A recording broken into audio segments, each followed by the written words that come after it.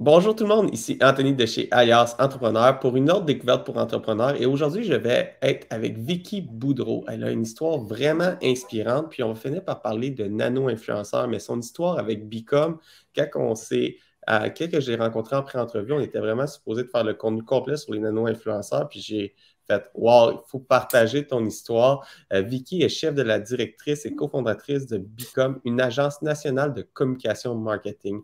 Elle compte aujourd'hui une quarantaine d'employés dans son équipe. C'est en 2022 qu'elle démarre sa seconde entreprise, A-List, une plateforme de marketing d'influence qui connecte les marques et agences aux nano-influenceurs. Avant de commencer le podcast d'aujourd'hui, j'aimerais remercier nos partenaires, c'est-à-dire la Banque nationale qui nous supporte depuis le tout début d'Alias Entrepreneur, le MEIE, le ministère de l'Économie, de l'Innovation et de l'Énergie, le programme Persévérance, un programme qui vient en aide aux entrepreneurs, le réseau Mentorat, un réseau de mentors partout au Québec, le CETEC, le Centre de transfert des entreprises du Québec, InfoBref, un média d'information où vous avez l'essentiel de l'actualité en moins de 5 minutes et je vous invite à écouter leur podcast à tous les matins et bien sûr, mon commerce en ligne. Pour ceux qui aiment le podcast, je vous invite à interagir avec le podcast, soit le partager à un ami, faire un like, un commentaire. Ça nous aide beaucoup à déjouer les algorithmes et avoir plus d'achalandage et avoir des nouveaux partenaires pour créer ce contenu semaine après semaine. Je rappelle qu'Alias Entrepreneur est une OBNL, alors on a besoin de tous ces partenaires-là pour continuer à créer ce contenu gratuitement. Sans plus tarder, bonjour Vicky. Bonjour, Anthony, ça Ça, va bien? ça va super bien, toi? Oui, merci. Écoute, merci beaucoup de me donner du temps aujourd'hui. Quand on t'a contacté pour faire la pré-entrevue, je ne m'attendais vraiment pas à cette histoire-là, comment que ça s'est passé, mais tu es vraiment la raison d'être pourquoi on fait Alias Entrepreneur. On va partager ton histoire. Tu as parti ton agence, tu as appris sur le tas, puis aujourd'hui, tu es rendu à une quarantaine d'employés, puis tu as même parti une deuxième entreprise, et puis tu n'es plus seulement au Canada, tu es rendu dans deux pays. Alors, j'aimerais vraiment qu'on parle de l'histoire de Vicky, mais j'en dirai pas trop. Alors, Vicky, comment elle a commencé? C'est quoi en fait Bicom? Mais en fait, Bicom, c'est une agence de communication marketing. Au début, on était surtout orienté sur les relations de presse avec les journalistes. Mais ça fait déjà 17 ans qu'on est en affaires et que ça a évolué excessivement rapidement. On s'est retrouvé être une des premières agences, pardon, à s'intéresser aussi au marketing d'influence, à l'arrivée des réseaux sociaux, tout ça. Mais si je remonte un petit peu en arrière, même petite, là, enfant, j'étais déjà entrepreneur dans l'âme, mais j'aimais aller au parc vendre mes jouets. J'organisais toujours des trucs pour me ramasser des sous. J'ai commencé à travailler. À l'époque, c'était légal comme serveuse. J'avais 13 ou 14 ans. Aujourd'hui, la loi vient d'être annoncée. Là, 13, je pense que c'est jeune un peu, mais j'ai toujours aimé l'idée d'être indépendante financièrement, puis de travailler, de rencontrer des gens. Donc, ça a fait en sorte que quand je suis arrivée dans mon premier emploi où j'ai rencontré ma partenaire actuelle, Marie-Noël, j'avais déjà, disons, le service à la clientèle à cœur. Donc, c'est vraiment une des choses qui m'aide dans ma carrière aussi. Là, si je remonte même à mes années de serveuse début vingtaine, là, de savoir comment lire une table, est-ce que je vais leur jaser, est-ce que je les laisse tranquilles, me rendre compte que plus je vends des trucs chers sur ma facture, plus j'ai de pourboire. Tout d'un coup, tel dessert était le meilleur, tel vin était le meilleur. Puis ces attitudes de vente-là, puis de service à la clientèle ont marqué comme mon adolescence, ma début vingtaine, puis ont fait de moi la femme d'affaires que je suis aujourd'hui, sans aucun doute. Puis là, Bicom, c'est venu avec une amie que tu as parti l'entreprise. Tu as parti ça il y a environ 17 ans, mais tu as parti ça Oui, à quel âge? Puis comment que c'est venu l'idée? Pourquoi tu as décidé de faire une agence de relations de presse, en fait? Là? ben, en fait, comment ça s'est passé? Moi, j'ai étudié en mode au Collège de la Salle, puis ensuite à l'université, à l'UQAM, en gestion de production de la mode. J'avais un stage à faire. J'ai fait un stage dans une entreprise où ma partenaire actuelle était déjà associée. Puis eux, j'étais sa stagiaire, mais on est devenus amis, puis on travaillait hyper proche rapidement. Donc, eux, quand ils ont décidé de mettre fin à leur relation d'affaires, moi, j'ai suivi, en fait, ma partenaire actuelle dans la nouvelle business. J'avais l'âge de 24 ans. Comme elle venait du milieu des communications, elle avait tout le volet relations médias, relations de presse. Elle avait déjà géré comment faire de la facturation, puis faire une paye. À l'époque, je me souviens, on signait les chèques à la mitaine des payes, c'était organisé, puis c'était pas encore informatisé. Puis moi, j'arrivais du milieu du marketing, donc je mesurais déjà tout ce qu'on faisait, c'était quoi le retour sur l'investissement. Par exemple, on donne un T-shirt à Marimé, qui était à Star Academy à l'époque, avec le logo de la marque. Je peux dire, bon, ben ça, si vous aviez payé pour être dans le 7 jours, ça vous aurait coûté 10 000 pour la page pleine. Fait qu'on calculait déjà les résultats, le retour sur l'investissement dans une industrie à l'époque qui n'était pas tellement mesurée. Les gens faisaient des gros parties, ils se croisaient les doigts pour que ça ait de l'impact. Nous, déjà, on mesurait nos résultats. Puis je pense que c'est une des choses qui a fait en sorte, avec l'expérience de ma partenaire Marie-Noël, puis mon énergie, qu'on a bâti quelque chose assez rapidement où on s'est fait remarquer par des plus grandes marques. Fait qu'en commençant, tu t'es vraiment dit, on va faire quelque chose de différent. Au lieu de seulement vendre de la publicité normalement, on va commencer à vraiment mesurer l'impact. Alors, si on donne tel montant de commandite, tel montant en placement publicitaire dans un influenceur ou en relation de presse, c'est quoi mon retour sur investissement par rapport au reste des placements publicitaires que je préfère, là? Exactement. On pouvait calculer à l'époque, aujourd'hui, c'est plus des mesures, c'est des mesures qui sont désuètes, mais on pouvait dire, bon, ben, un article d'une page pleine, ça vaut tant parce que si vous aviez payé pour cette page-là, ça aurait valu tant. Puis de faire aussi de suivre, par exemple, lesquels influenceurs étaient les plus performants. À l'époque, c'était beaucoup des personnalités publiques, là. Les influenceurs comme tels sont arrivés un petit peu plus tard, mais de mesurer tout ça, je suis sûre que j'ai fait des rapports qui n'ont jamais été lus par personne, mais moi, ça me passionnait. De mesurer chaque dollar investi, ça va où? Puis j'imagine que tu trouverais ça plus facile vendre aussi tes placements en étant convaincu que la valeur que ça avait, en tout cas de mon côté, quand que je vends quelque chose que je suis convaincu de la valeur, c'est plus facile à vendre que quand on monte un plan de commandite, puis je suis comme, hey, quand il n'y a pas de fond au plan, c'est difficile à vendre, mais quand il y a un fond, on sait exactement c'est quoi la valeur de chaque chose, je trouve ça plus facile à vendre. Oui, puis au même titre que nous, en relations publiques, à la base, on ne peut pas garantir des résultats parce qu'on n'achète pas l'espace médiatique. Donc, il est arrivé même des figures de cas où on avait négocié des bonus, des incentives. Donc, pour chaque quart de page, on recevait un montant. Pour chaque demi-page, on recevait un montant. Mais il est arrivé des figures de cas où on a tellement performé que les clients n'ont pas été capables d'honorer leur facture, qui est bon, mais qui n'est pas bon. Oui, c'est un modèle qu'on avait essayé pendant un moment. C'est donc bien malade. Fait que même sa facturation, tu as innové. Alors, tu as commencé avec ta partner, tu étais tout seul, en fait, avec elle, j'imagine, au début. Oui, Puis comment ça a on fait? était toutes les deux. Mais là, on a commencé par avoir une stagiaire, une autre stagiaire. Après ça, on engageait celle qui se démarquait le plus, celles et ceux qui se démarquaient le plus. Après ça, on était une équipe de 3, 4, 5. Puis là, moi, je disais tout le temps à ma partenaire, OK, on va être correct comme ça. Finalement, rentre d'autres clients, embauche d'autres mondes, d'autres expertises. Fait que ça s'est fait petit à petit, tu sais. On dit des fois, puis c'est drôle quand on a tendance, comme entrepreneur, à se comparer aux autres. Tu sais, on dit, aujourd'hui, notre entreprise, elle a 17 ans, on a telle taille d'équipe. Tu te retournes, il y a des entreprises, ils ont 5 ans, ils sont 200 personnes dans le bureau. Tu sais, notre croissance, elle a vraiment été de façon organique, mais en même temps, on est toujours là, on est toujours pertinente, puis on a une liste de clients qui est hyper, dont on est hyper fiers. Donc, on a fait cette entreprise-là, tu sais, un pas à la fois, en apprenant aussi à travers tout ça, en respectant nos cibles j'appelle ça de déséquilibre vie personnelle, professionnelle, là, mais tu sais, en restant confortable dans le rythme qu'on avait. Puis, je pense que c'est un exemple différent du succès. Tu sais, souvent, quand on parle de succès, on parle de licorne qui rentre en bourse, on parle d'entreprises qui booment, mais on oublie qu'il y a beaucoup, beaucoup de PME qui ferment aussi. Fait que des fois, oui, puis qu'est-ce que j'aime beaucoup, que je trouve vraiment inspirant de ton histoire, c'est que c'est la majorité des entreprises du Québec. Tu sais, tu as commencé en étant tout seul, tu as monté petit pas à petit pas, puis aujourd'hui, ton entreprise est wow, tu as 40 employés, tu as ouvert un bureau aux États-Unis, tu as un bureau à Toronto, tu as des bureaux à Montréal, tu en as peut-être à d'autres endroits aussi dans le monde. On pourrait en parler partout où est-ce que tu tu as des bureaux, tu as une deuxième entreprise Hélice, mais tu es parti vraiment de petit pas à petit pas. Quand on regarde aujourd'hui, puis que je lance mon agence ou que je lance mon entreprise, je fais comme, ah wow, j'aimerais ça être là un jour, mais c'est 17 ans de travail, ça ne s'est pas fait du jour au lendemain. Puis quand on reçoit on a reçu Christiane Germain sur le podcast aussi, puis elle, son histoire, quand que tu l'écoutes, ça a été long. Elle a acheté son premier hôtel, elle a travaillé fort, elle en a acheté un deuxième. Mais tu sais, ça s'est fait sur plusieurs années pour arriver où est-ce que le groupe Germain est rendu aujourd'hui.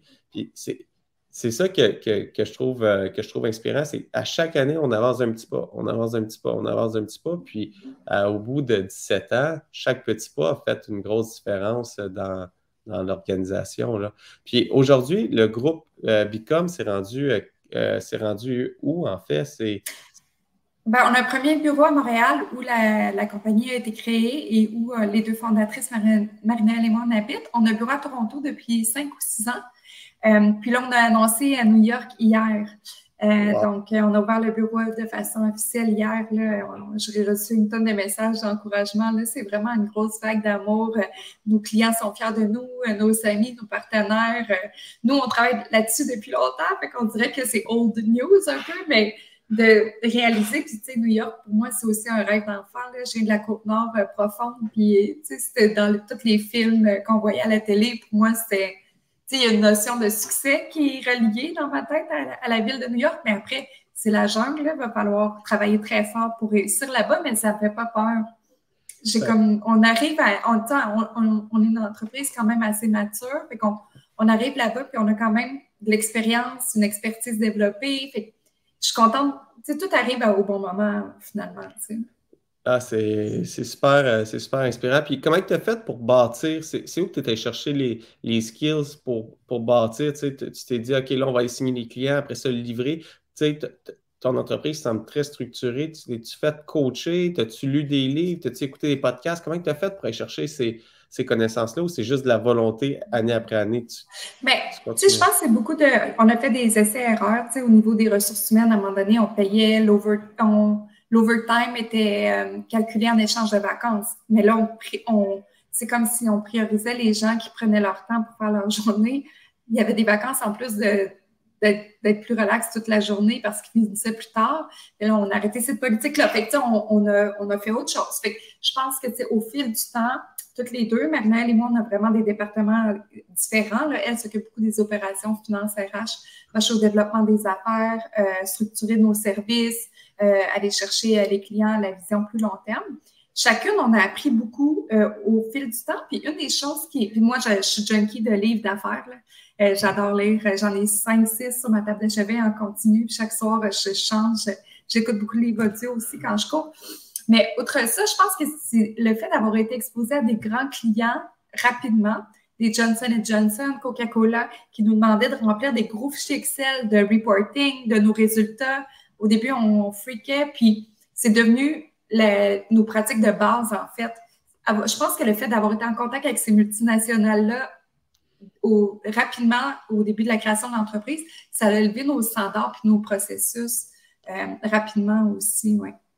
Ah, je trouve ça super intéressant parce que moi, j'ai eu quelque chose de similaire quand je suis rentré avec Serge comme dans Alliance Entrepreneur. Il m'a tout de suite dit, OK, ça prend du reporting. On est allé loin dans les reporting, comme que je faisais presque chez BRP à l'époque que je travaillais là-bas. Tu sais, ça prenait des choses très complètes, une structure presque militaire, puis très poussée. Puis c'est cette structure-là qui m'a permis de structurer les affaires, puis continuer à avancer. Puis à ce temps, je le mets partout. Puis chaque projet que je touche, j'ai l'impression d'aller beaucoup plus rapidement parce que j'instaure une structure que c'est un petit peu tuer une mouche avec un bazooka pour le début, le début de l'entreprise. Mais s'il n'y a pas ça, il y a des manquements. Quand l'entreprise grossit, il vient avec trop de lacunes. Puis là, il y a des gros changements majeurs à faire dans l'organisation. Puis, tu sais, je pense que ce que tu amènes, ça touche à un point qui est beaucoup dans mes réflexions ces jours-ci, c'est que comme entrepreneur, souvent, on n'est pas imputable à part des résultats clients, tu sais. Mais quand on se met une structure qui nous oblige à nous rendre des comptes à nous-mêmes, puis à prendre un pas de recul pour regarder la business comme telle, puis d'être imputable sur les résultats de la business comme telle, ça nous permet de devenir meilleurs, puis de prendre de la vitesse. Tu sais, je dirais que là, c'est comme si après 15 ans, on se met à récolter tout ce qu'on a bâti, parce que là, ça va plus vite. Là, on a des dashboards, justement, nos résultats au trimestriel. On a des cascades de meetings. À 8 heures, c'est la haute direction. Ça dure 5 minutes. À 8h10, ça redescend dans les directrices. Après ça, d'instaurer ces processus-là, c'est comme si tu huiles la machine, puis à un moment donné, tout, ça décolle. Puis là, finalement, est-ce que c'est plus facile? Pas nécessairement, parce que quand tu as des problèmes, c'est des plus gros problèmes, mais c'est juste comme une chaîne d'opération, en fait, qui se structure. Puis ça, pour nous, c'est relativement nouveau, je dirais, dans les 5 dernières années, tu sais, de s'imposer cette discipline-là.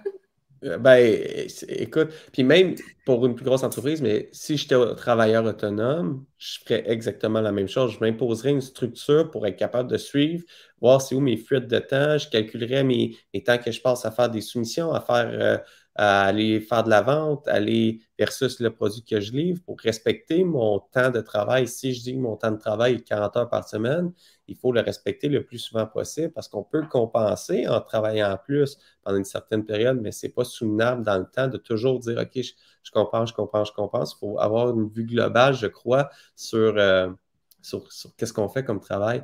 Puis là, tu as tellement eu la piqûre avec Bicom qu'en 2022, tu as décidé de partir Hélice. Puis j'aimerais ça que tu me parles un peu du concept de Hélice, puis on va parler par la suite du nano-influenceur. C'est quoi? Oui, bien en fait, nous, comme je t'expliquais, on fait des campagnes de marketing d'influence depuis plus de 10 ans. Au début, c'était sur Twitter. Je l'air bien. On envoyait on avait plein de gourous à l'époque. On travaillait avec gourous, puis on se battait dans l'espace médiatique contre Red Bull qui envoyait du monde tomber du ciel puis qui avait des budgets pas possibles. Fait qu'on s'est dit, nous, on va trouver avec l'agence de pub à l'époque puis la gang à l'interne. Eux avaient pensé à une campagne qui était les gourouismes, des phrases de leitmotiv, des phrases, des quotes inspirationnelles, tout ça à l'époque, c'était moins populaire. Fait qu'on s'est dit, on va commencer à eux, c'est ça leur campagne de pub. Puis nous, on s'est dit, on va trouver des gourous dans leur industrie, que ce soit en alimentation, en cuisine dans les chefs, en entrepreneuriat. Fait que là, on s'est mis à activer, par exemple, Chuck Hughes dans sa cuisine qui prenait une photo sur Twitter avec les gourous, avec toute son équipe au milieu de leur chiffre pour avoir un petit kick pour la suite. Les gars de Frankano qui est sur le coin d'une table, qui est en train de partir leur entreprise, des gourous dans le fitness, tout ça. Puis c'est parti en fou. Tout ce qu'on avait fait, c'est envoyer des caisses. Puis là, le produit était partout en ligne. Création de contenu, dans le fond, à l'époque, c'est du UGC, mais plus influenceur. Fait qu'on est parti avec ça. Fait que là, on s'est mis à rouler comme ça. Puis, à un moment donné, comme on le sait, là, le milieu des influenceurs, ça a beaucoup évolué. Les tarifs atteignent des sommets pas possibles. Puis, le taux d'engagement des influenceurs réguliers n'arrête pas de baisser. Puis là, en 2018-2019, là, je ne dormais pas. Puis, je me disais, qu'est-ce qu'on va faire avec ça? Nous, si les influenceurs nous coûtent une fortune, on ne marche plus. Tu sais, je ne fais plus d'argent, c'est quoi l'intérêt? Dans l'espace médiatique, les relations publiques, presse traditionnelle, si tu n'as pas acheté de pub, tu n'as plus nécessairement le droit d'avoir un article. Avant, la rédaction puis la pub, c'est très séparé. Maintenant, c'est un peu plus avec toutes les difficultés qu'on connaît des médias. Fait que là, j'étais comme, ma business, ça s'en va où? Puis je me disais, j'aimerais ça retourner avec la vibe de proximité puis des gens qui aiment ça découvrir des produits puis qui sont vraiment contents de les recevoir, qu'on n'est pas obligé de leur faire un chèque, un gros chèque. Puis en même temps, je respecte énormément le travail des créateurs. Là, quand ça, c'est pas pour... On travaille avec toutes sortes d'influenceurs, puis je réalise le temps qui est mis dans la création de contenu.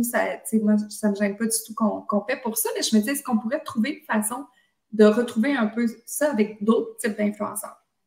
À ce moment-là, je me suis mis à penser à une femme à Trois-Rivières qui a 60 ans, qui a les mains sèches, qui achèterait une crème Vichy, qui en parlerait à ses amis, puis que là, toute la gang ferait du repeat pendant 3 ans. Tu sais, quelque chose de plus près du terrain, quelque chose de grassroots.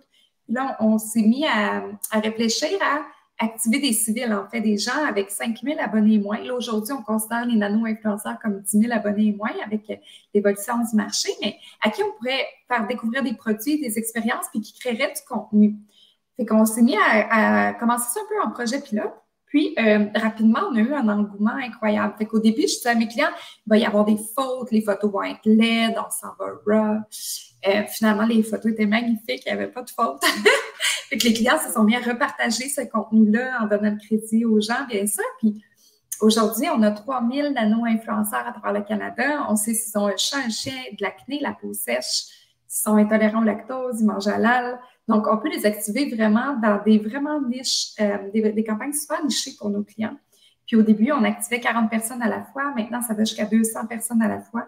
Puis les clients ont vraiment emboîté le pas. Fait que là, moi, c'est mon projet bonbon. Je travaille là-dessus depuis les 2 dernières années. Puis là, à un moment donné, je demande à mon VP Finance de me sortir le PNL de cette unité-là parce que j'ai l'impression qu'on marche vraiment bien. Puis finalement, c'est une opportunité d'affaires incroyable au point tel qu'on a décidé de le sortir et de partir une nouvelle entreprise. Donc, ce qu'on fait aujourd'hui avec HeyList, Hey, comme dans Hey, au lieu de la liste A, c'est la liste sympathique, là. C'est de créer l'infrastructure. C'est une plateforme, on appelle en anglais Double-Sided Marketplace, fait une place de marché où les nano-influenceurs et les marques et agences peuvent être matchés au centre. Donc, ça permet maintenant aux agences de faire leur campagne de A à Z de façon entièrement automatisée, de la création du brief jusqu'à recevoir le rapport. Puis pour les nano-influenceurs, eux, ils peuvent mettre à jour leur adresse. Je voyais encore récemment une influenceuse qui déménageait, qui disait « J'ai essayé de rejoindre tout le monde. Si jamais je vous ai pas rejoint, écrivez-moi en DM pour que je vous donne ma nouvelle adresse. » Tu sais, c'est pas structuré encore. Il existe des plateformes, mais pour les plus petits influenceurs, pour le moment, le marché, il y a encore beaucoup d'opportunités. Puis comme entreprise, quand je vends un marché niché, par exemple, comme dans le B2B, qu'il n'y a pas des gros influenceurs, que je ne m'adresse pas à un marché de masse, j'imagine que c'est, tu sais, j'en connais pas tant que ça d'influenceurs de gros influenceurs qui s'adressent dans le B2B. Il y en a quelques-uns, là, mais c'est... alors, aller avec des mini-influenceurs, des nano-influenceurs, qui ont des plus petites bases d'influence, mais que c'est très, très niché, je suis capable de multiplier mon impact avec le même budget, mais je suis capable d'aller en chercher plusieurs qui vont être plus ciblés dans mon marché, dans ma clientèle cible. Parce que j'imagine que quand tu engages un influenceur, il faut connaître ses abonnés, c'est à qui parle pour voir est-ce que ça fit avec mon brand. Oui, exact. Oui, peux-tu me parler un petit peu comment que je fais pour le savoir avec tous ces nano-influenceurs-là? Parce que j'imagine qu'il y en a vraiment beaucoup. Comment que je fais pour sélectionner ces gens-là? Est-ce que je fais comme un appel? Hey, j'ai tel produit, qui est intéressé par ce produit-là, puis il y a des gens qui lèvent la main puis ils me partagent leurs stats, ou il y a comme une liste avec toutes les stats disponibles que vous avez accès, puis j'engage votre agence, puis vous dites, OK, pour votre produit, on a telle personne, voici le coût approximatif que ça coûterait pour faire telle campagne. Comment ça fonctionne en fait? Ouais. Comment ça fonctionne? Pour le moment, on est en train de bâtir la plateforme, donc elle n'est pas disponible encore au grand public, mais nous, on utilise le MVP à l'interne. Puis comment ça fonctionne? C'est que, admettons qu'on veut je sais n'importe quoi, des hommes de Calgary qui aiment le country puis qui sont vegan. C'est vraiment précis. Bien là, à ce moment-là, on va d'une part aller voir avec nos tags dans notre banque de données qui correspond à ce profil-là. Puis après, on va les compléter par un appel à tous, si on veut, à notre banque, de qui n'aurait peut-être pas rempli ces critères-là exactement, mais qui correspond. Puis en troisième lieu, on va aller recruter directement sur le terrain à l'aide de scrapers, de hashtags, puis de partenaires aussi qui peuvent nous aider. Mais à chaque campagne, c'est comme ça que la banque grossit, c'est que les gens joignent notre database parce qu'on va les chercher à chaque fois.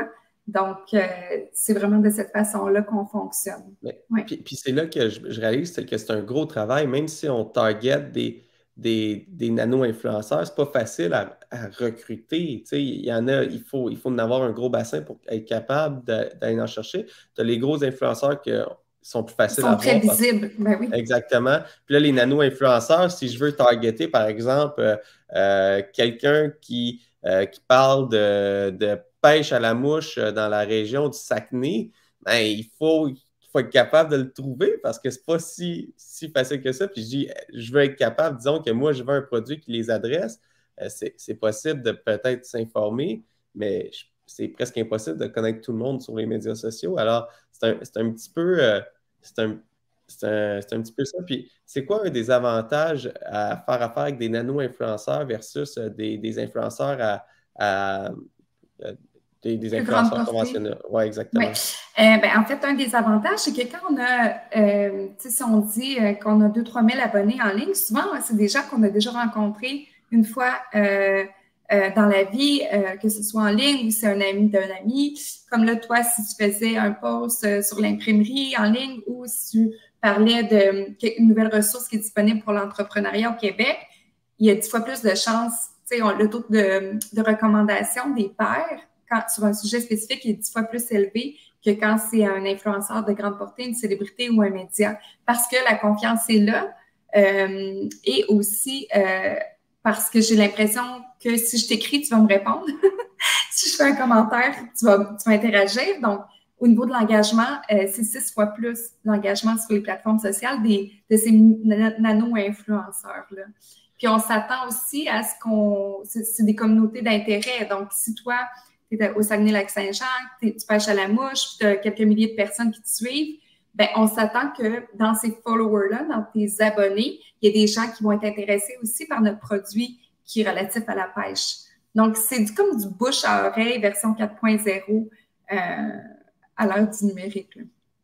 C'est vraiment intéressant. Puis ça me fait penser, je comparais ça, dis-moi si l'analogie est bonne, je comparais ça à quand que je vais voir un spectacle de musique. Un spectacle de musique que je vais voir dans une petite salle, qu'il y a 50 personnes, j'ai l'impression d'être vraiment proche de l'artiste. À la fin, j'ai plus tendance à aller le voir, à aller parler avec l'artiste. Mais quand je vais voir un spectacle au Centre Bell, ben, il y a une distanciation avec l'artiste. Il y a beaucoup plus de gens sur place. L'artiste parle à beaucoup plus de gens, mais il y a moins le lien de proximité avec chaque individu dans la salle. Alors, l'artiste qui a 50 personnes, je vais aller le voir, il va me dire « Hey, j'ai telle guitare, je fais telle affaire », mais je vais être sujet à aller vers cette guitare-là si je joue de la guitare, là, bien sûr. Tandis que le grand artiste, ben, OK, ben, il a sa guitare, mais au final, il touche plus de gens, mais il y a moins le lien de proximité, là.